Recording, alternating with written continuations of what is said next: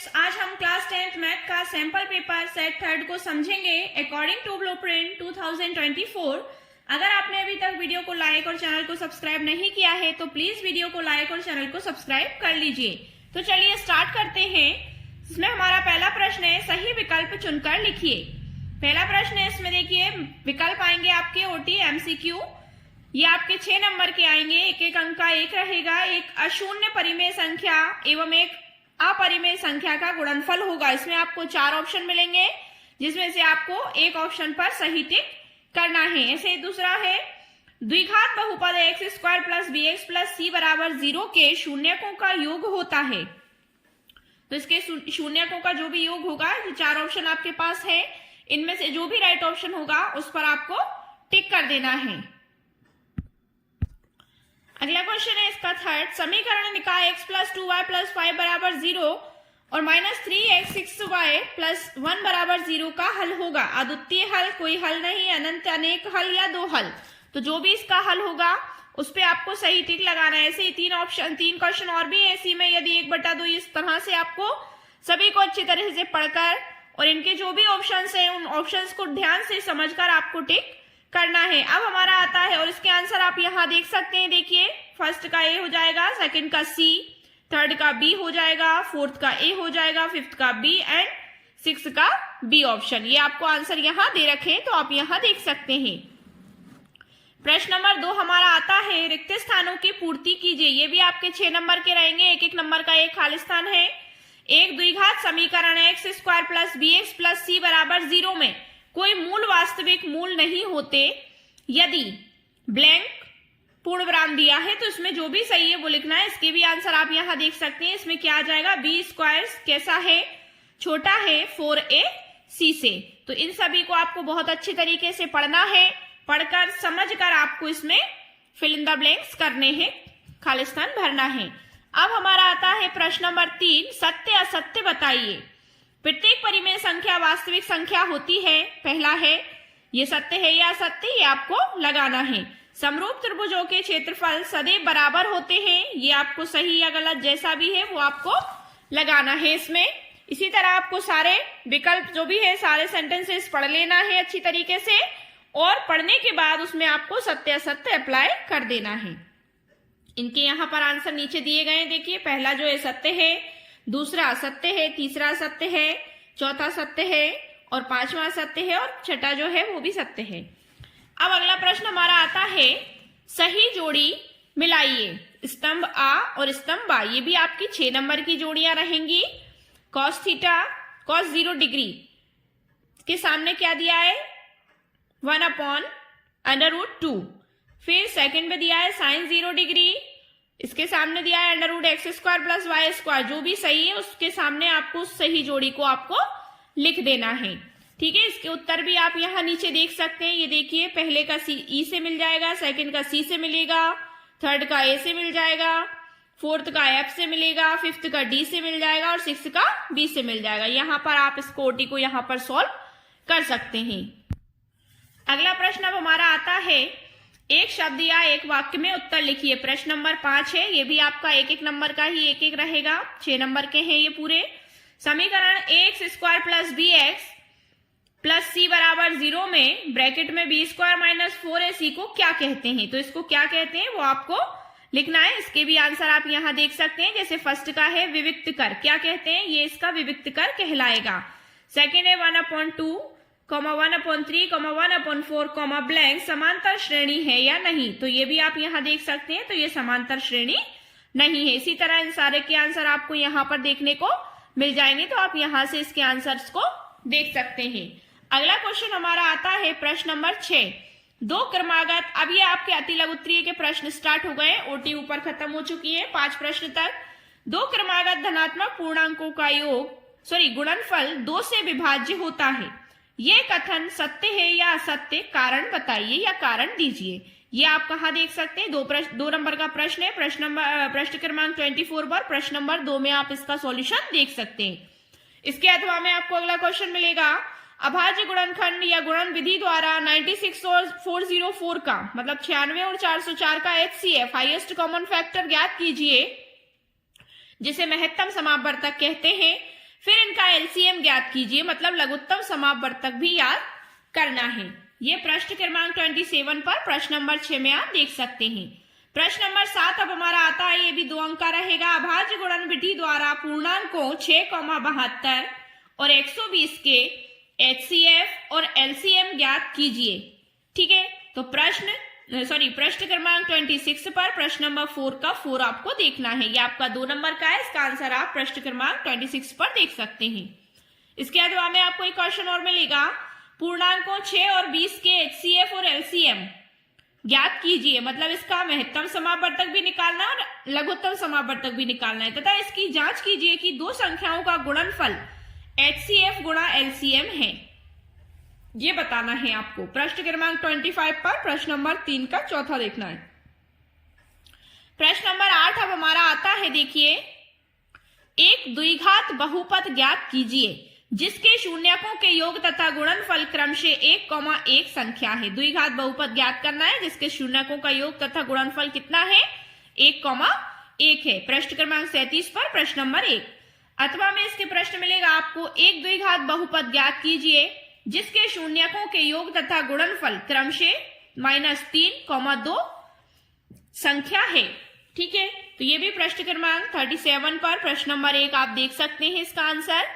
प्रश्न नंबर 9 अब हमारा आता है, द्विघात व्यंजक x² + 7x + 10 के शून्यक ज्ञात कीजिए और शून्यकों तथा गुणांकों के बीच के संबंध की जांच भी कीजिए। मतलब इनकी क्या करना है, ये समीकरण जो व्यंजक दिया है आपको, इसका शून्यक ज्ञात करना है, मतलब इसको सॉल्व करना है और शून्यकों तथा गुणांकों के बीच के संबंध की जांच भी करना है।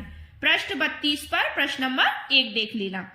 फिर इसके अथवा में द्विघात व्यंजक 4x² + 5√2x - 3 के शून्यक ज्ञात कीजिए और शून्यकों तथा गुणांकों के बीच संबंध की जांच कीजिए। इसी के जैसा क्वेश्चन है, बस संख्या में परिवर्तन है थोड़ा सा।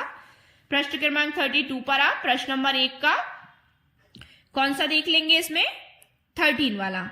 अब है अगला प्रश्न नंबर 10 हमारा आता है, देखिए, 2x + 3y = 11 और 2x - 4y = -24 को हल कीजिए और इसमें m का वह मान ज्ञात कीजिए जिसके लिए y = mx + 3 हो, मतलब हम उसमें m का मान रख सकें। तो ये प्रश्न क्रमांक 44 पर प्रश्न नंबर 3 आप देख सकते हैं, ये भी आपका 2 अंक का रहेगा। इसके अथवा में भी आपको क्वेश्चन मिलेगा, दो संख्याओं का अंतर 26 है और एक संख्या दूसरी संख्या की 3 गुनी है। दो संख्याओं का अंतर मतलब घटाव कितना है, 26 है, कि दो संख्याओं को जब घटा रहे हैं तो 26 आ रहा है और एक संख्या दूसरी संख्या की 3 गुना है, तो उन्हें ज्ञात करना है। तो ये प्रश्न क्रमांक 44 पर प्रश्न नंबर 4 का फर्स्ट आप देख सकते हैं।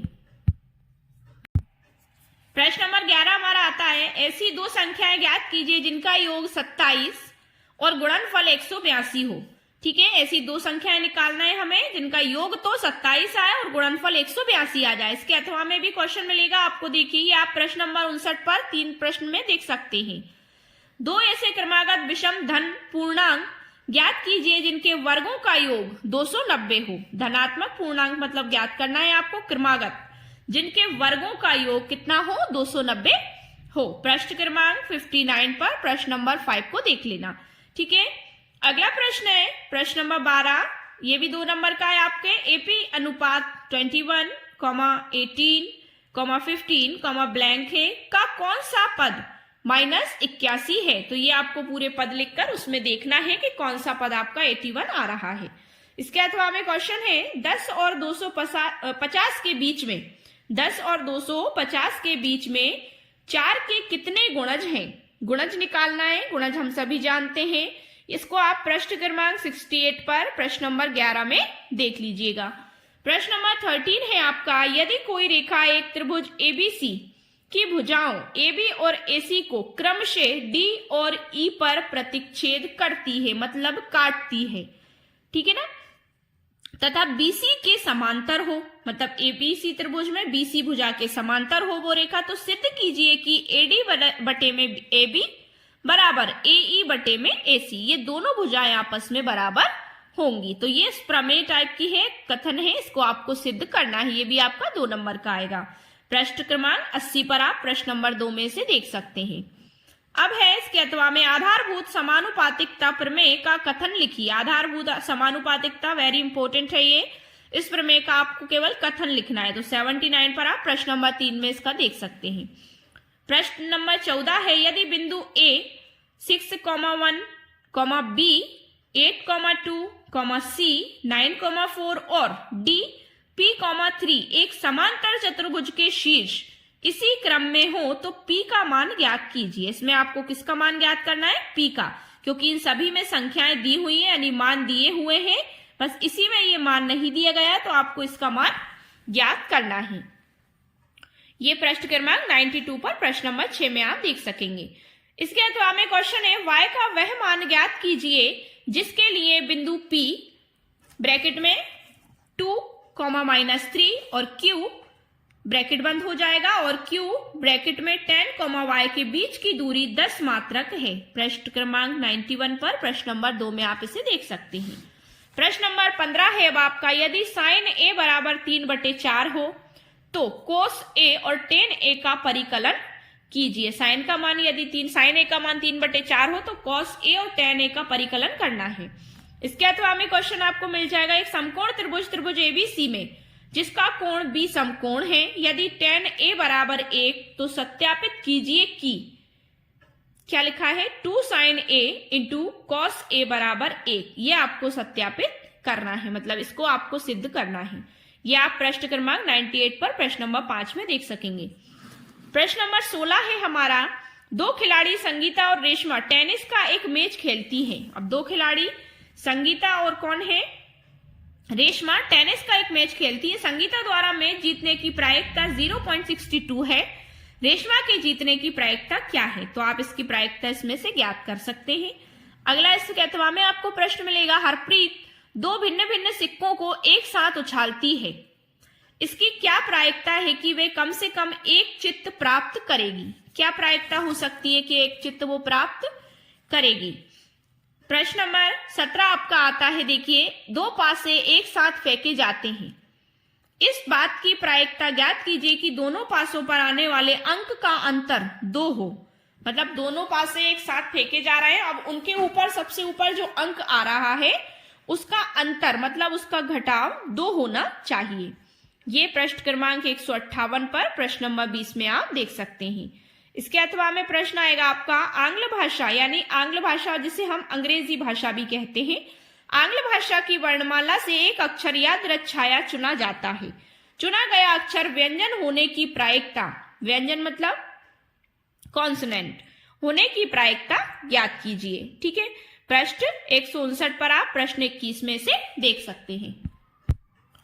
प्रश्न नंबर 18 आपका है, देखिए भूमि के एक बिंदु से जो मीनार के पाद बिंदु से 30 मीटर की दूरी पर है, मीनार के शिखर का उन्नयन कोण 30 डिग्री है, मीनार की ऊंचाई ज्ञात कीजिए। ठीक है, भूमि के एक बिंदु से जो मीनार के पाद बिंदु से 30 मीटर की दूरी पर स्थित है, मीनार का जो शिखर है वो उसका उन्नयन कोण 30 डिग्री का है, मीनार की ऊंचाई आपको ज्ञात करनी है। प्रश्न क्रमांक 108 पर प्रश्न नंबर 2 में आप इसे देख सकते हैं।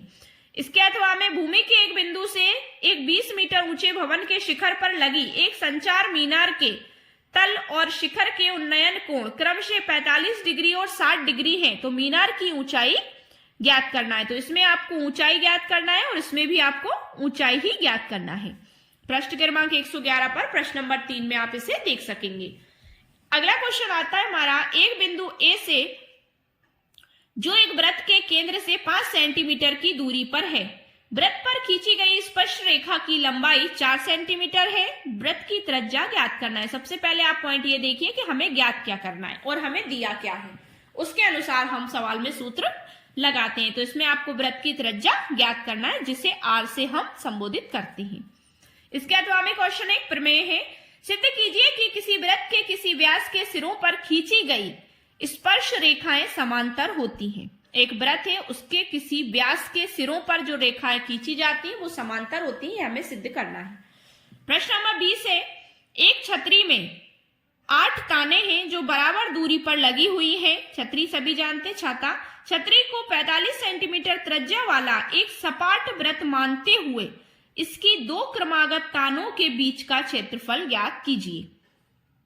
ठीक है, तो इसके दो तानों के बीच का आपको केवल क्या निकालना है, क्षेत्रफल निकालना है। या आप प्रश्न क्रमांक 129 पर प्रश्न नंबर 4 में देख सकते हैं। इसका अथवा का क्वेश्चन है 14 सेंटीमीटर त्रिज्या वाले उस लघु वृत्तखंड का क्षेत्रफल ज्ञात कीजिए जिसका केंद्रीय कोण 60 डिग्री है।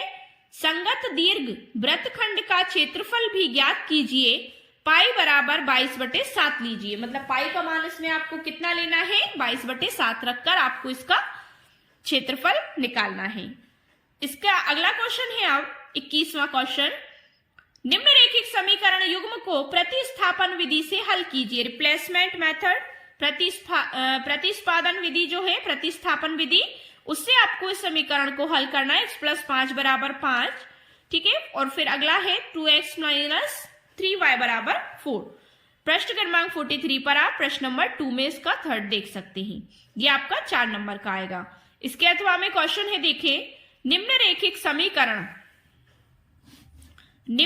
समीकरण युग्म को प्रतिस्थापन विधि से हल कीजिए। ये निम्नरेखिक समीकरण युग्म को प्रतिस्थापन विधि से हल कीजिए, जिसमें 2x + 3y = 8 और 4x + 6y = 7 ये दिया है। प्रश्न क्रमांक 48 पर आप इसे देख सकते हैं, प्रश्न नंबर 7 के सेकंड में। प्रश्न नंबर 22 अब हमारा आता है, देखें, ऊंचाई 220 सेंटीमीटर और आधार व्यास 24 सेंटीमीटर वाले एक बेलन जिस पर ऊंचाई 60 सेंटीमीटर है और त्रिज्या 8 सेंटीमीटर वाला एक अन्य बेलन आरोपित है, मतलब खड़ा है, ठीक है, से लोहे का एक स्तंभ बना है, मतलब लोहे का स्तंभ एक खंबे टाइप का बना है। इस स्तंभ का द्रव्यमान ज्ञात कीजिए, जबकि दिया है 1 घन सेंटीमीटर लोहे का द्रव्यमान 5 ग्राम होता है। 1 घन सेंटीमीटर वाले लोहे का द्रव्यमान कितना होता है, 5 ग्राम होता है। पाई का मान इसमें आपको लेना है 3.14। ये भी आपका 4 नंबर का आएगा। प्रश्न क्रमांक 140 पर आप इसका प्रश्न नंबर 6 देख सकते हैं। इसके अथवा में देखिए, एक गोलाकार कांच के बर्तन की एक बेलनाकार गर्दन है। देखिए, एक गोलाकार कांच के बर्तन की एक बेलनाकार गर्दन है जिसकी लंबाई 8 सेंटीमीटर है और व्यास 2 सेंटीमीटर है, जबकि गोलाकार भाग का व्यास 8.5 सेंटीमीटर है। इसमें भरे जा सकने वाले पानी की मात्रा मापकर एक बच्चे ने यह ज्ञात किया कि इस बर्तन का आयतन 345 घन सेंटीमीटर है। जांच कीजिए कि उस बच्चे का उत्तर सही है या नहीं, यह मानते हुए कि उपर्युक्त मापन आंतरिक मापन है और पाई बराबर 3.14 आपको लेना है, ठीक है। तो प्रश्न क्रमांक 136 पर प्रश्न नंबर 3 में आप इसका हल देख सकते हैं। अब हमारा आता है लास्ट क्वेश्चन, निम्नलिखित बंटन एक मोहल्ले के बच्चे या बच्चे के दैनिक जेब खर्च करता है। बच्चों के दैनिक जेब खर्च दर्शाता है। माध्य जेब खर्च ₹18, मतलब 18 रुपए है। लुप्त बारंबारता ज्ञात कीजिए F के माध्यम से। तो दैनिक जेब भत्ता कितना है, 11 से 13। बच्चों की संख्या है 7। दैनिक जेब भत्ते में रुपयों में है ये 13 से 15 रुपए में 6 बच्चों की संख्या है। 15 से 17 में 9 है, 17 से 19 में 13 है और 19 से 21 में F दिया गया है, ज्ञात करना है। 21 से 23 में 5 है और 23 से 25 में 4 है। ये 146 पर आप प्रश्न नंबर 5 में। इसके अथवा में क्वेश्चन और मिलेगा आपको, निम्नलिखित सारणी 35 नगरों की साक्षरता दर प्रतिशत में दर्शाती है। माध्य साक्षरता ज्ञात कीजिए। साक्षरता दर प्रतिशत में दी है। 45 से 55 नगरों की संख्या है 3। 55 से 65 नगरों की संख्या है 10। 65 से 75 में नगरों की संख्या है 11। 75 से 85 में 8 है और 85 से 95 में 3 है। तो ये आपका अगला लास्ट क्वेश्चन है, जिसे प्रश्न नंबर 49 पर आप प्रश्न क्रमांक 49 पर प्रश्न नंबर 10 में देख सकते हैं। तो इन सभी क्वेश्चंस को आपको बहुत अच्छे तरीके से रिवीजन कर लेना है, तैयार करना है। टोटल 23 क्वेश्चंस हैं आपके पास। इसमें अगर आपने सभी क्वेश्चंस को अच्छे से तैयार कर लेते हैं तो 100% स्कोर्स आप कर पाएंगे। अगर आपने वीडियो को अभी तक लाइक और शेयर नहीं किया है तो प्लीज वीडियो को लाइक शेयर कर दीजिए, सब्सक्राइब कर लीजिए चैनल को। और वीडियो पसंद आया हो तो आप अपने अगले जो आपके दोस्त हैं उनको भी आप इस वीडियो को शेयर कर सकते हैं। तो डियर स्टूडेंट्स, फिर मिलते हैं नेक्स्ट वीडियो के साथ। Thank you so much.